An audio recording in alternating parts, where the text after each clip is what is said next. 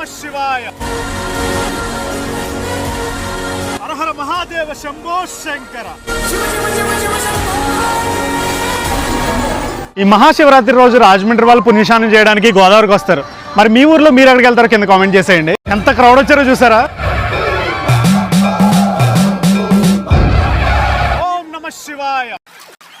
ముందుగా అందరికీ కూడా మహాశివరాత్రి శుభాకాంక్షలు. కాశీలో గంగ ఎంత ఫేమస్, రాజమండ్రిలో గోదావరి అంత ఫేమస్. ఈ రోజు గోదావరిలో పుణ్యస్నానం చేయడం వల్ల పాపాలన్నీ తొలగుతాయని హిందువుల నమ్మకం.